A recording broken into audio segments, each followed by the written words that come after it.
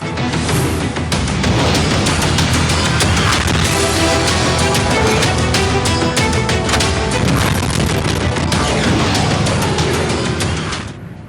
वालेकुम नाज़रीन, आप देख रहे हैं प्रोग्राम रियासत और आवाम और मैं हूं मारिया चतून। नाज़रीन, जस्टिस काजी फाइज ईसा केस में आए रोज अहम डेवलपमेंट्स होती रहती हैं। नाज़रीन, एफबीआर जस्टिस काजी फाइज ईसा केस में 9 नजरे सानी दरखास्तें दायर कर चुकी है और दूसरी जानिब हुकूमत भी जस्टिस काजी फाइज ईसा केस में 9 ही नजरे सानी दरखास्तें दायर कर चुकी है। नाज़रीन, गुज़श्ता रोज हमने आपको एफबीआर की नजर सानी दरखास्तों से मुतालिक आगाह किया था। आज नाज़रीन, हुकूमत की जानिब से दायर किए गए क्यूरेटिव रिव्यू के हवाले से आपको प्रोग्राम में हम आगाह करेंगे। और मैं ये भी आपको बता दूं कि ये जो क्यूरेटिव रिव्यू है ये 75 सफ़हात पर मुश्तमिल है और इसमें हुकूमत की जानिब से कुछ कानूनी सवालात उठाए गए हैं। आज प्रोग्राम में हम आपको वो भी बताएंगे और साथ ही साथ इनकी क्या अहमियत है, कानूनी अहमियत क्या है, उस पर भी बात करेंगे। इसके साथ साथ प्रोग्राम के दूसरे हिस्से में नाज़रीन बात करेंगे, कोरोना इस वक्त बहुत ज्यादा तेजी से फैल रहा है, 4th वेव आ चुकी है, कहा जा रहा है कि इंडियन वेरिएंट है, इससे किस तरह से बचा जा सकता है उस पर भी बात करेंगे। प्रोग्राम के आखिर में नाज़रीन बात करेंगे जस्टिस जावेद इकबाल रिटायर्ड के खिलाफ दायर किए गए रेफरेंस के मामले पर भी। नाज़रीन, प्रोग्राम में मेरे साथ मौजूद हैं एडवोकेट अजहर सिद्दीक साहब और इसके साथ साथ हमेशा की तरह अदील वड़ाइट सहाफ़ी और तज्जियाकार भी हैं। अदील, प्रोग्राम का आगाज मैं आपसे करूंगी ना। अदील, बहुत से हम जस्टिस काजी फाइज ईसा केस को डिस्कस कर रहे हैं, डे बाय डे इसमें नई डेवलपमेंट्स होती हैं। अब ये जो हुकूमत की जानिब से क्यूरेटिव रिव्यू जो था दायर किया गया था, उसमें जब अभी थोड़ी पहले हम बात भी कर रहे थे कि 75 सफ़हात पर ये मुश्तमिल है और उसमें कुछ कानूनी सवालात उठाए गए हैं। ये क्या कानूनी सवालात हैं? हमारी ये 43 क्वेश्चंस ऑफ लॉ उठाए गए हैं इसमें। ये 75 सफ़हात की जो क्यूरेटिव रिव्यू है, ये रिव्यू पिटीशन है, इसमें यूं तो बहुत सी अहम चीज़ें हुकूमत की जानिब से लिखी गई हैं, उस पर हम आने वाले प्रोग्राम्स में भी बात करेंगे। लेकिन जो क्वेश्चन ऑफ लॉ हैं ये बड़े अहम हैं और इसमें हुकूमत ने बड़ी खरी बातें की हैं और जो कुछ बातें हैं वो बड़ी तल्ख हकीकत हैं। और ये जो सवालात उठाए हैं इस पे हम अजहर साहब से भी बात करेंगे कि इनकी इंपॉर्टेंस क्या होती है। लेकिन सवाल ये है कि क्या ये जो 6/4 से फैसला आया था, जिस पे पहले जो गुज़िश्ता साल दिया गया, जो जुलाई का फैसला था, बल्कि जून का 2020 का, उसके खिलाफ नजरसानी आई थी। उस नजरसानी में जो अक्सरियती फैसला आया है उसको बुनियादी तौर पर इन क्वेश्चन ऑफ लॉ में ज्यादा डिस्कस किया गया है कि क्या अदालत का अक्सरियती फैसला गैर आईनी और गैर कानूनी है और बुनियादी हकूक की खिलाफ वर्जी है, क्या ये पब्लिक इंटरेस्ट के खिलाफ है, क्या इस पर नजरसानी नहीं होनी चाहिए, क्या अदालत के अक्सरियती फैसले ने अमूमी तौर पर अदलिया के एहतसाब और खास तौर पर जस्टिस काजी फाइज ईसा साहब के एहतसाब के दरवाजे बंद कर दिए हैं। जब उन पर इल्जामात लग रहे हैं तो क्या उनका एहतसाब नहीं हो सकता? तो इसमें एक और सवाल यह है कि क्या यह फैसला अदलिया की आजादी और एहतसाब के असूलों के खिलाफ है? क्या यह फैसला जज साहिबान को अदलिया की आजादी के डॉक्ट्राइन के पीछे छुपने की शील्ड फराहम करेगा? ये बड़े अहम सवालात हैं और ये हुकूमत, यानी ये प्रेसिडेंट ऑफ पाकिस्तान, ये वजीर कानून, ये शहजाद अकबर साहब, ये इनकी जानिब से नजरसानी दरख्वास्त क्यूरेटिव रिव्यू दायर किया गया है। तो ये हुकूमत बात कर रही है, तो हुकूमत ये पूछ रही है कि क्या ये फैसला इस्लामिक और मॉडर्न ज्यूरिस्प्रूडेंस के खिलाफ है, जो हाई एथिकल और मॉरल प्रिंसिपल्स हैं उनकी खिलाफ वर्जी हुई है? क्या यह फैसला इस बात की तौसीक करने में नाकाम रहा है कि जजेस को अपने असासों से मुतालिक वजाहत देनी चाहिए, जो हमारे मजहब में भी है ये? और इसमें यह भी सवाल उठाया गया है कि क्या वो फैसला, यानी जो नजरसानी का फैसला जो 6/4 से आया था, क्या यह फैसला एक जज साहब की अहलिया को असासों की स्क्रूटनी से इस्तिस्ना दे रहा है? क्या यह फैसला जस्टिस काजी फाइज ईसा के उनके अहलहाना के नाम पर जो एसेट्स हैं, उनके नाम जो गैर मुल्की असासे हैं, क्या उनकी वजाहत देने से इस्तिस्ना दे रहा है? और बेंच के जो जस्टिस ईसा को 3 सवालात थे, आपको याद होगा कि जस्टिस उमर अता बंदियाल साहब ने और 3 सवाल किए थे ऑनरेबल जज जनाब जस्टिस काजी फाइज ईसा साहब से। तो उन सवालात के जवाब जस्टिस काजी फाइज ईसा साहब ने नहीं दिए थे, उन्होंने इनकार कर दिया था। और मैंने उस वक्त भी कहा था कि ये 3 सवालात जो हैं ये घूमते रहेंगे, इनका जवाबात नहीं आए, लेकिन ये इन 3 सवालों पे बात होती रहेगी। और वही हुआ, हुकूमत ने इन 3 सवालों का जिक्र इस क्यूरेटिव रिव्यू में भी कर दिया और उन्होंने कहा कि इन 3 सवालों का जो जवाब ना देना है, क्या ये जस्टिस काजी फाइज ईसा साहब का अपनी अहलिया के फॉरेन करेंसी अकाउंट से लिंक जोड़ता नहीं है, क्योंकि ये सवालात उन्हीं से मुतल्लिक थे ना कि आपका इससे कोई लिंक नहीं, आप ये साबित करें। उन्होंने जवाब नहीं दिया था।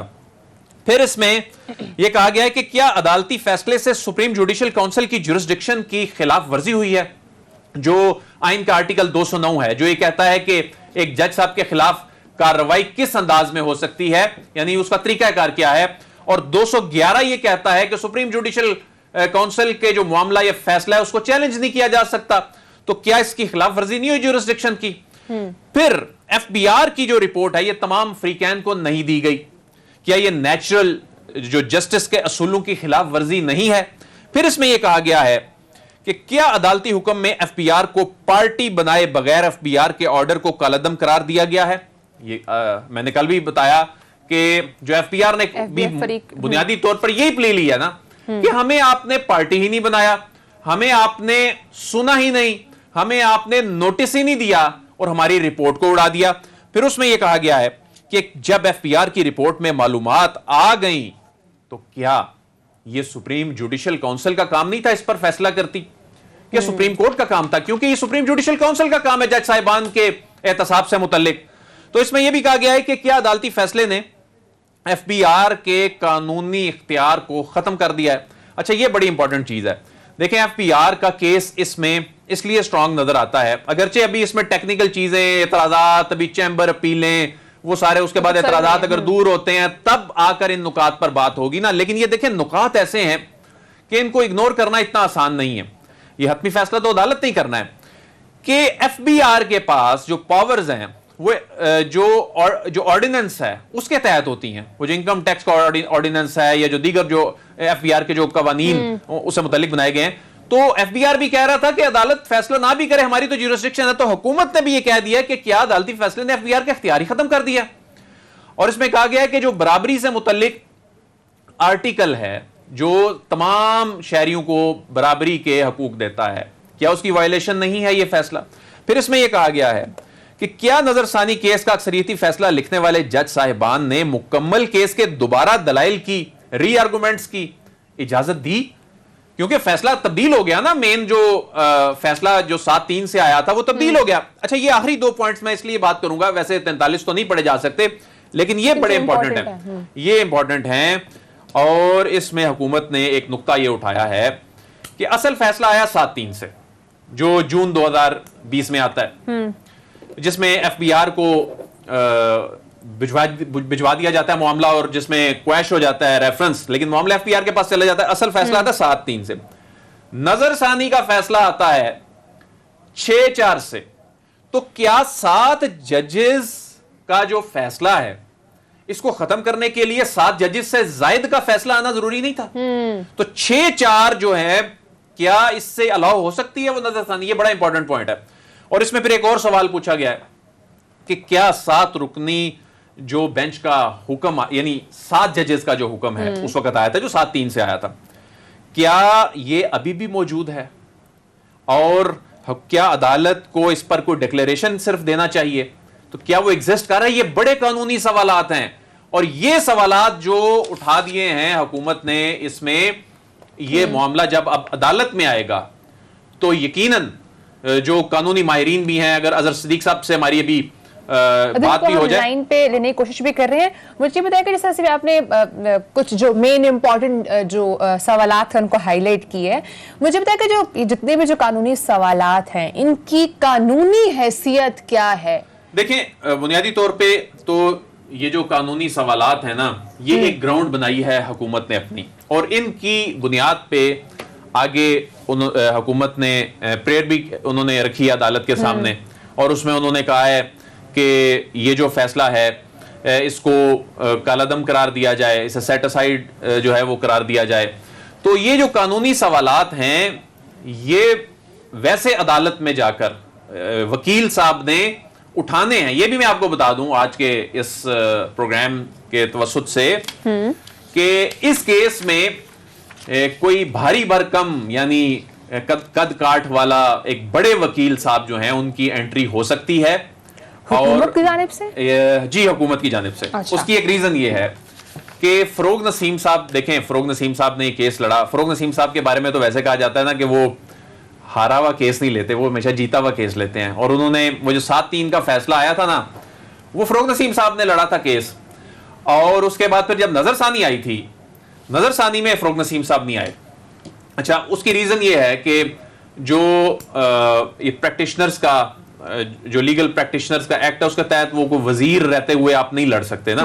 तो इस मरतबा उनको फिर तीसरी मरतबा अपनी वजारत से रिजाइन करके जो है वो जाना पड़ना था, फिर जाकर केस लड़ना पड़ना था।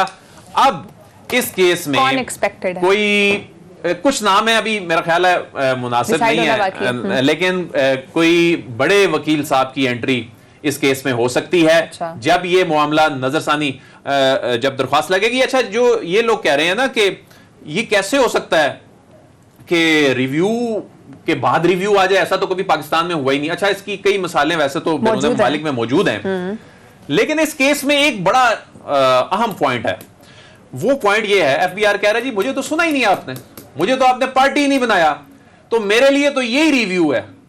मतलब मैं तो एफबीआर कहता है कि एफबीआर के लिए पहला रिव्यू हुआ, एफबीआर को तो सुना ही नहीं गया।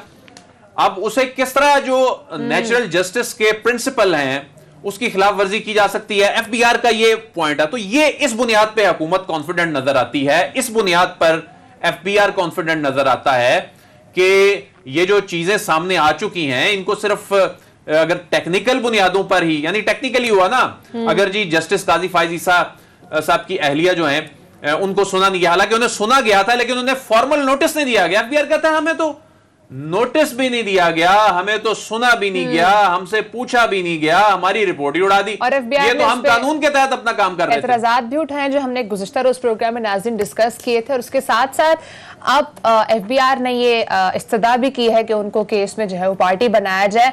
नाज़रीन, ब्रेक का टाइम हुआ है, ब्रेक के बाद नाज़रीन हम डिस्कस करेंगे जो कि 4th लेयर आ चुकी है और उसमें कहा जा रहा है कि जो इंडियन वेरिएंट है क्या वो बहुत ज़्यादा ख़तरनाक है और केसेस फिर से बढ़ना शुरू हो चुके हैं।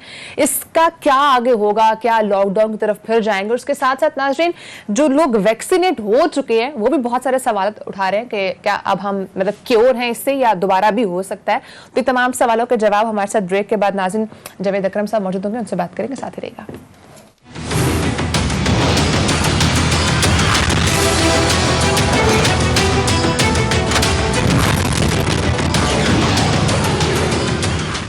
वेलकम बैक नाज़रीन, कहा जा रहा है कि जो इस वक्त 4th वेव कोरोना की आ चुकी है बहुत खतरनाक है। उसकी जो वजह बताई जा रही है, कहा जा रहा है कि इंडियन वेरिएंट है और बहुत सारे लोग वैक्सीनेट भी हो चुके हुए हैं। तो अभी जिन लोगों ने वैक्सीन करवा ली है बहुत बड़ा सवाल उठा रहे हैं कि आया जो वैक्सीन उन्होंने लगवाई है वो जो अभी 4th वेव के अंदर जो इंडियन वेरिएंट आया, क्या ये इतना कैपेबल है ये वैक्सीन जो इसको रोक सके? हमारे साथ नाज़रीन प्रोग्राम में मौजूद होंगे वाइस चांसलर जावेद अकरम साहब, university of health and sciences के वाइस चांसलर हैं। लेकिन नाज़रीन पहले मैं अदील, मुझे बताइएगा कि अभी करंट सिचुएशन क्या चल रही है, क्या आगे हालात खराब होने वाले?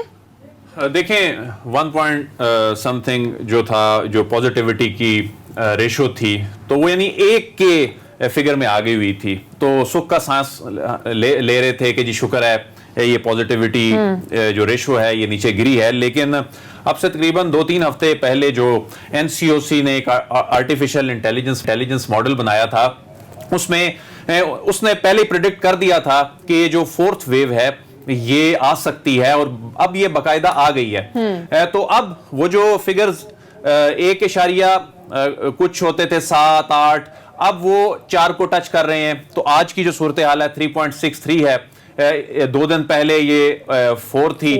तो यानी जो 43,790 टेस्ट हुए हैं इसमें से 1,590 मुस्बत केसेस आए हैं। डेथ्स जो हैं ये कम हैं, यानी पहले से अगर कंपेयर करें तो 21 डेथ्स जो हैं अभी जो एक दिन में रिपोर्ट हुई हैं। लेकिन जो वैक्सीनेशन है वो 2 करोड़ लोगों को अभी वैक्सीनेशन लगी है और अभी तकरीबन 11-12 करोड़ लोगों को वैक्सीनेशन उनकी होनी है। लोगों की अदम दिलचस्पी इसमें बहुत देखने में आ रही है और फिर इस तरह के इकदाम अब हुकूमत को उठाने पड़ रहे हैं कि इन लोगों को डाइनिंग की इजाजत ना दी जाए, इन लोगों को एयर ट्रैवल की इजाजत ना दी जाए, इन लोगों को नादरा में सहूलत ना दी जाए। तो इस तरह के अब इकदाम करने से मुझे लगता है कि कोई बेहतरी आ जाएगी, लेकिन अभी बड़ा लंबा सफर है वैक्सीनेशन के हवाले से जो तय करना है, क्योंकि वैक्सीनेशन अवेलेबल है लेकिन लोगों की दिलचस्पी उस तरह देखने में नहीं आ रही।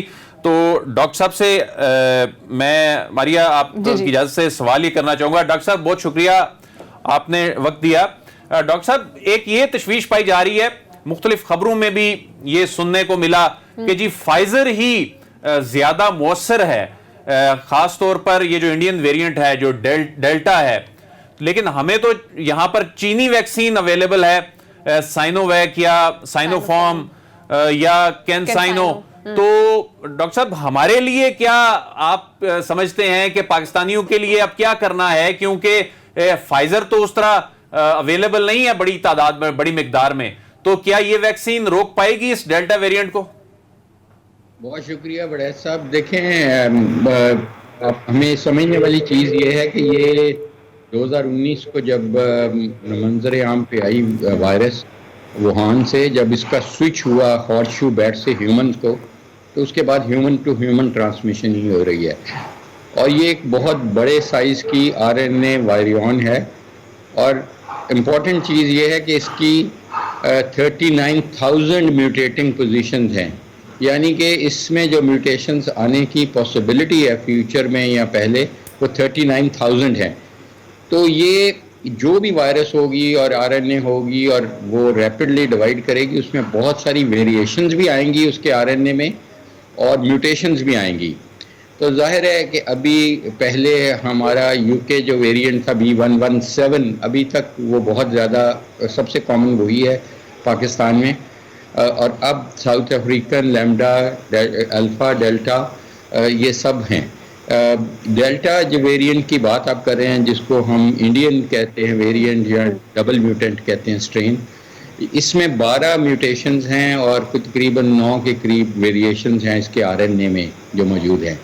और इसकी वजह से इसका लगाव बहुत ज़्यादा हो गया, एक इंसान से दूसरे को लगने के जो उसकी क़ुव्वत है वायरस की, वो तकरीबन 3 गुना बढ़ चुकी है। और वो बच्चों को, और इमैच्योर जो सेल्स होते हैं जहाँ पे जाके अटैच होती है बच्चों में, वो भी अटैच हो पाती है। दूसरा, इसमें वायरुलेंस भी ज़्यादा है क्योंकि ये डायरेक्टली लंग्स को अफेक्ट करती है, गले को या नाक को इतना नहीं अफेक्ट करती, और उसमें लंग के डैमेज के चांसेस यानी हॉस्पिटलाइजेशन और डेथ रेट बढ़ा देती है। अभी तक क्योंकि हमारी यूनिवर्सिटी बहुत सारे वैक्सीनेशन प्रोग्राम्स में इन्वॉल्व है, चाहे वो कैंसाइनो था, चाहे ZF 2001 है, तो अभी तक जो हम इसका NGS नेक्स्ट जनरेशन सीक्वेंसिंग से एनालिसिस कर रहे हैं कि अभी तक जो वैक्सीन भी अवेलेबल हैं पाकिस्तान में, उनमें सेंसिटिविटी है। डेफिनेटली थोड़ी सी उसकी इफेक्टिविटी कम हुई है, लेकिन इतनी है कि वो अभी इफेक्टिव है।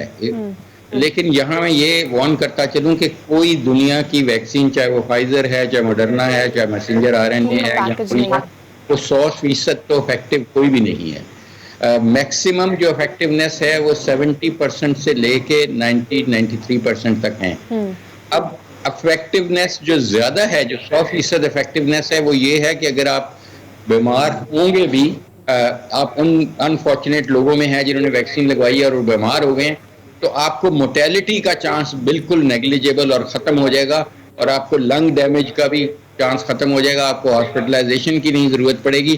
तो सबसे बड़ा है, और ये फ़ायदा कायम है इस वक्त इन वैक्सीन से जितनी भी हमने लगवाई हैं। इसलिए जैसे वड़ैत साहब ने बिल्कुल ठीक कहा कि हमारा जो टारगेट होता है वो 75 to 80% आबादी नहीं, पूरी दुनिया में, इट्स ए ग्लोबल फिनोमिनन, पूरी दुनिया से इसको रुखसत करेंगे तो ये रुखसत होगी, वरना अमीर मुल्कों से ये रुखसत भी हो गई तो गरीब मुल्कों में रह गई, तो ये वापस फिर वहाँ पे आउटब्रेक्स करती रहेगी।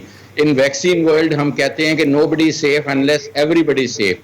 तो इसलिए हमें हर्ड इम्यूनिटी क्रिएट करने के लिए, अपना हिस्सा डालने के लिए 80% पाकिस्तानी जो 16 करोड़ लोग बनते हैं उनको वैक्सीनेट करना पड़ेगा। अभी तो सिर्फ हम बहुत पीछे हैं, उसको एक्सेलरेट हर तरीके से करना पड़ेगा।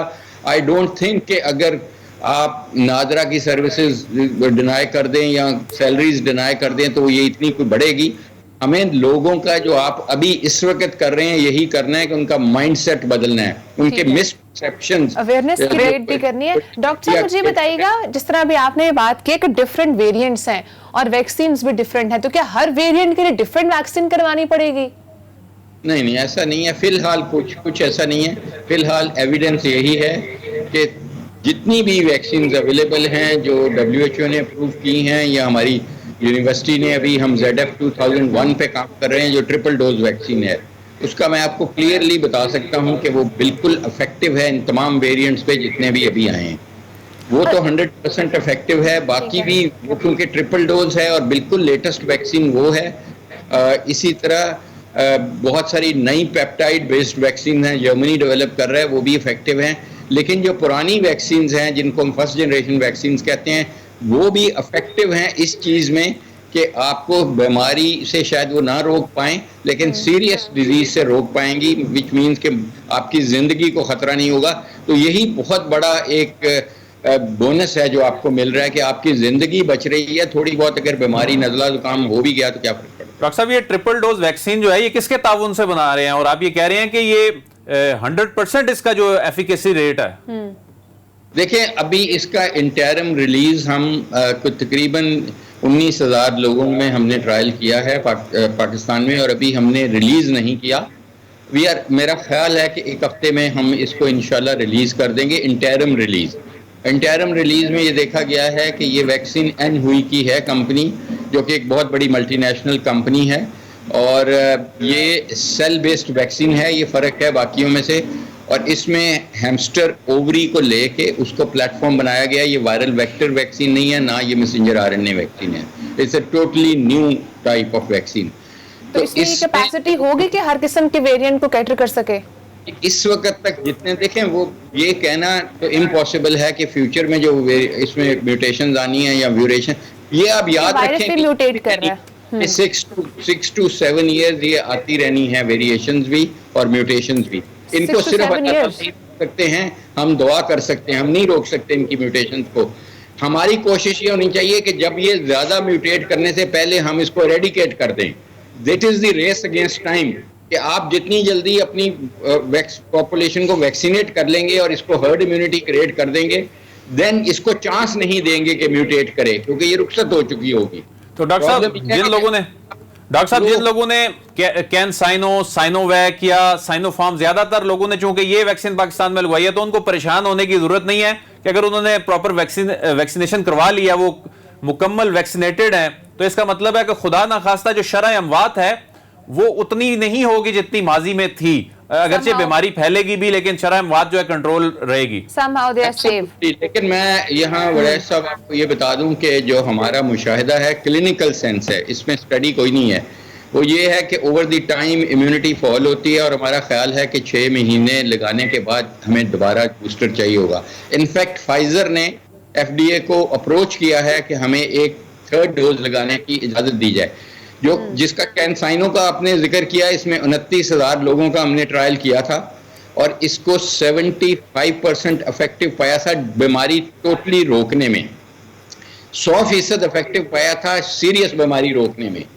तो अभी इस वक्त क्योंकि हमें 6 माह हो गए हैं उस ट्रायल को किए हुए, तो कल से हम इसका एक, क्योंकि अडेप्टिव डिज़ाइन था, हमने अडेप्ट कर लिया है, इसका डिज़ाइन मैंने मॉडिफाई कर दिया है, और अब उस डिज़ाइन से हम एक 2nd डोज लगा रहे हैं। So we are converting this CanSino, which is a single dose vaccine, after 6 months into 2 doses. Because हम फील ये कर रहे हैं कि over the time immunity fall होती है, तो मे बी 6 मंथ्स के बाद एक एक्स्ट्रा डोज देने से बहुत सारी जिंदगियां भी बच जाएं और बहुत सारे लोग बीमारी से भी ऑल टुगेदर। अच्छा डॉक्टर साहब, कुछ लोगों ने वैक्सीन लगवा ली, चीनी वैक्सीन या जो भी अवेलेबल थी लगवा ली, अब बैरून मुल्क जाना है, उनको एस्ट्राजेनेका लगवानी पड़ रही है, या उनको फाइजर लगवानी पड़ रही है, या मॉडर्ना लगवानी पड़ रही है। तो अब ये तो उनकी ये मजबूरी है जो उन मुल्कों के कवानीन को उन पर अमल करते हुए उनको लगवानी पड़ रही है, लेकिन इसके भी कुछ साइड इफेक्ट्स हो सकते हैं कि मुख्तलिफ कंपनियों की वैक्सीन लोगों को लगवानी पड़ रही है। देखें, ये इसका कोई भी हमारे पास एविडेंस नहीं है साइंटिफिक एट ऑल कि मिक्स एंड मैच आप कर सकते हैं। अभी ये तजर्बा है, अगर वो रिस्क लेना चाहते हैं तो ले लें, इन्फॉर्म्ड कंसेंट उनको बताना चाहिए कि हमारे पास कोई एविडेंस नहीं है कि ये सेफ है या नहीं है। देखें, जहां तक ये है कि इनको ट्रैवल रिस्ट्रिक्शंस आ रही हैं और जो वैक्सीन पासपोर्ट है वो इंटरनेशनल एक्सेप्टेंस नहीं है, ये हमारे सफारती तल्लुकात का और हमारे जो प्रेशर है ऑन WHO वो मिसिंग है। ये WHO का काम है। देखें, चाइनीज वैक्सीन को इसलिए डिसरिप्यूट में डाला जाता है कि अमेरिका चाहता है कि वो इंफीरियरिटी उनको शो करे, नॉन इंफीरियरिटी नहीं शो करे, अपनी सुपीरियरिटी एस्टेब्लिश करे, चाहे वो एक इकोनॉमिक वॉरफेयर, और दूसरा वो तो शुरू से ही आपको पता है ट्रंप के ज़माने से ही चाइनीज़ वैक्सीन के इन्होंने खुद वैक्सीन वायरस बना दी, खुद ये कर दिया वो कर दिया। तो हमें इन चीज़ों में नहीं पड़ना। हम क्योंकि वन ऑफ द स्टेट्स हैं जो मेंबर हैं WHO के और उनको फंड्स देते हैं, तो हमारी डिमांड ये होनी चाहिए कि वो एक्सेप्टेंस कराएं उन वैक्सीन की जो WHO ने खुद अप्रूव की है। कैनसाइनो, साइनोवैक, साइनोफॉर्म, ये तमाम WHO अप्रूव्ड हैं।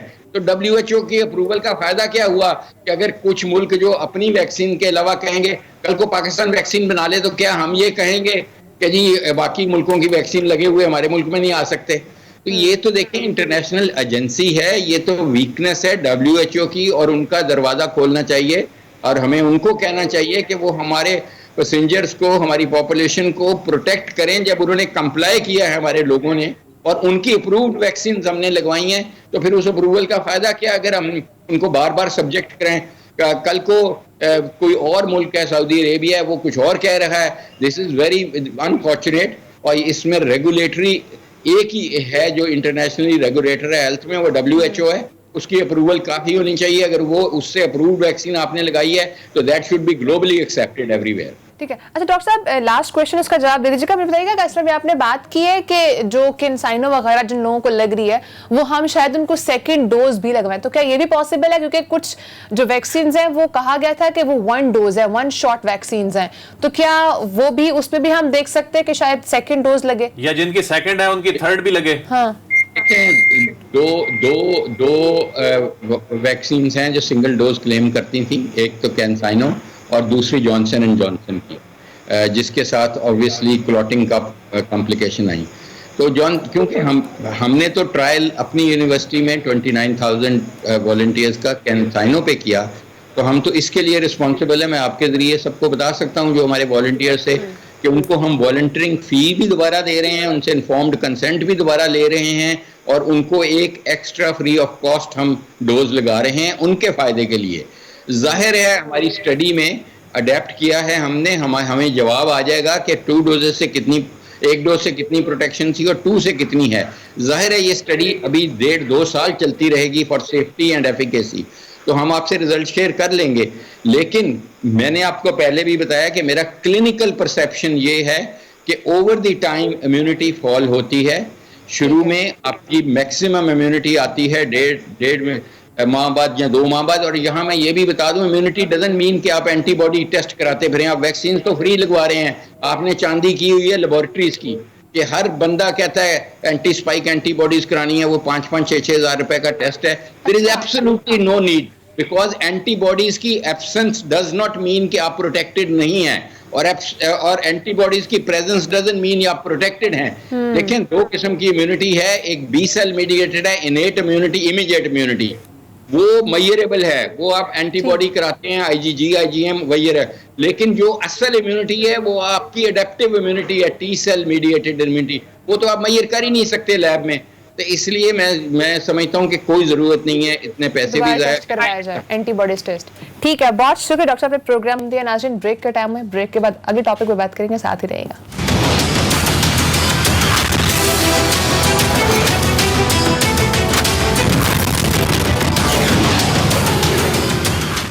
वेलकम बैक नाज़रीन। चेयरमैन नैब के खिलाफ रेफरेंस सुप्रीम जुडिशल काउंसिल में आया, मगर इस मामले में इबहाम ये आया कि शायद चेयरमैन नैब को हटाने के हवाले से कानून में कोई तरीकाकार मौजूद नहीं है। फिर हुकूमत को कहा गया कि वो इस इबहाम को दूर करे। अदील, पहले तो ये बताइएगा कि ये जो प्रोसीडिंग थी ये क्या हुई और ये मामला क्या है? देखें जी, वो एक लीक वीडियो जो थी उसको बुनियाद बनाकर वो एक रेफरेंस जो है 2019 में दायर किया गया। ये एक वकील साहब हैं जिनका नाम एडवोकेट चौधरी सईद जफर है। इन्होंने ये रेफरेंस दायर किया और उस पर फिर कल जब प्रोसीडिंग हुई चीफ जस्टिस ऑफ पाकिस्तान की, सरबराही में सुप्रीम जुडिशल काउंसिल का जो इजलास था, तो उसमें ये चीज़ सामने आई कि कानून में कोई ऐसी प्रोविजन मौजूद ही नहीं है जिसमें चेयरमैन नैब को हटाने का जो तरीकाकार है वो लिखा गया हो। जिस तरह ऑडिटर जनरल है, उनको हटाने के हवाले से जो मुतलका कानून है उसमें एक तरीकाकार है। जिस तरह जो चीफ इलेक्शन कमिश्नर हैं उनके हवाले से कि सुप्रीम जुडिशल काउंसिल में चीफ इलेक्शन कमिश्नर या अरकान है, लेकिन जो चेयरमैन नैब हैं, तो नैब का जो कानून है उसमें जो लिखा है कि सेक्शन 6 में shall not be removed except on the grounds of removal of judge of Supreme Court of Pakistan। सिर्फ इतनी सी बात लिख दी गई है, लेकिन कल यह कहा गया सुप्रीम जुडिशल काउंसिल में कि इसमें फोरम का नहीं लिखा गया कि फोरम कौन सा होगा, तरीकाकार क्या होगा। तो फिर अटॉर्नी जनरल को, हालिद जावेद साहब को कहा गया है कि हुकूमत से इंस्ट्रक्शंस लें और ये पूछ कर आए कि इस मामले का क्या करना है, यह अबहम कैसे दूर होगा, क्योंकि उसके लिए बज़ाहिर ऐसे लगता है कि कानून में तरमीम करनी होगी।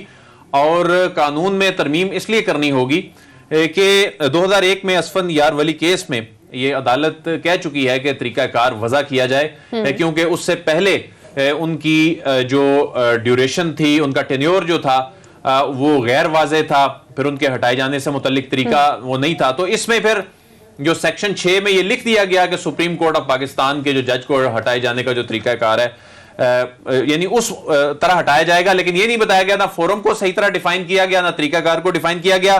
तो अब ये मामला तो हो गया है डेफर, लेकिन इसमें कई जो कानूनी सवालात और कई इस तरह की चीजें जो हैं वो सामने आ रही हैं कि जिस तरह जिन साहब ने ये रेफरेंस दायर किया, जो ये एडवोकेट साहब हैं, उन्होंने बाहर आकर अंदर की प्रोसीडिंग जो है वो बयान कर दी।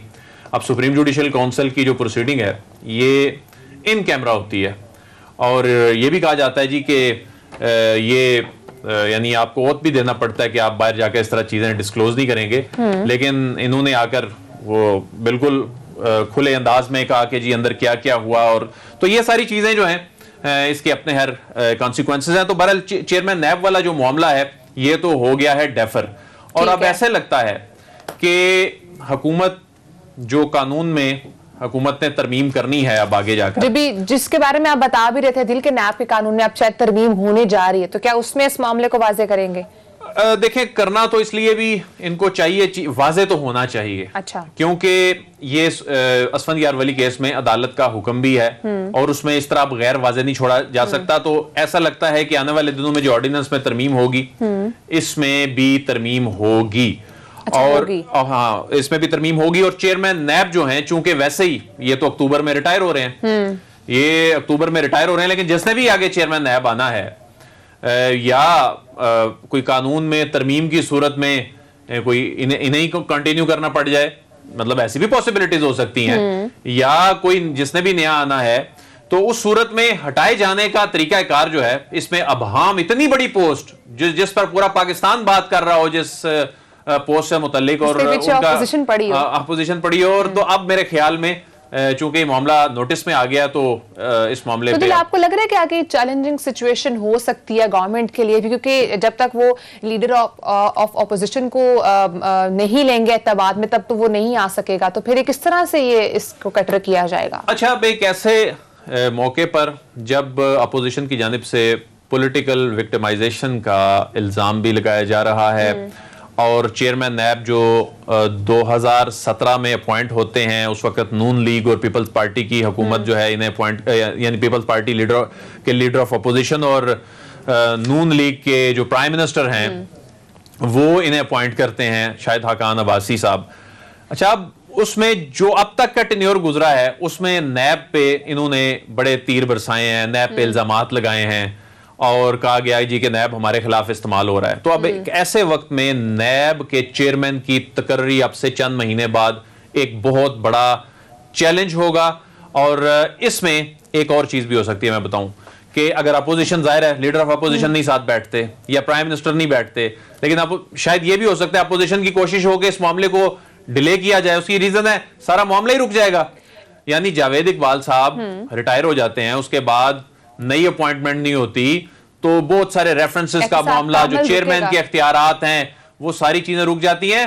तो फिर हुकूमत के पास, ये मैं बता दूं, ये बड़ी इंपॉर्टेंट पॉइंट है कि हुकूमत के पास ये इख्तियार है कि वो ऑर्डिनेंस के जरिए या सादा अक्सरियत से, 2/3 अक्सरियत से नहीं, सादा या अक्सरियत सादा अक्सरियत से तरमीम करके जस्ट उसमें ये लिख दे कि जो जिसमें ये लिखा है कि एक्सटेंडेबल नहीं होता ये, या उनका जो टेन्योर है वो इतना है, तो 2-3 लफ्ज तब्दील करके वो इन्हें भी कंटिन्यू करवा सकते हैं। ऐसी भी पॉसिबिलिटीज हैं अगर अपोजिशन ये प्लान बनाती है कि इस मामले पे हमने ताउन नहीं करना और इस मामले को हमने इस तरह आगे लेके जाना है। लेकिन ये भी तो हो सकता है ना दिल के ऑपोजिशन अपनी तरफ से कोई नाम रिकमेंड करे।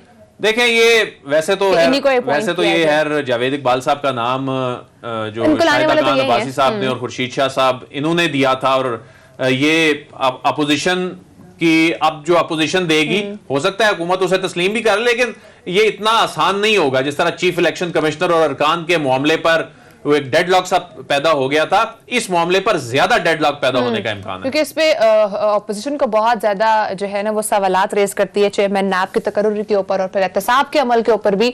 लेकिन अब आगे आने वाले वक्त में पता चलेगा कि जो अभी कहा है कि नैब के कानून में तरमीम होगी, उसमें क्या इस मामले को वाजे किया जाता है, नहीं, एक बहुत बड़ा क्वेश्चन मार्क है। नाज़रीन, टाइम खत्म हो चुका है, इंशाल्लाह आपसे कल मुलाकात होगी, अपना ख्याल रखिएगा, अल्लाह हाफ़िज़।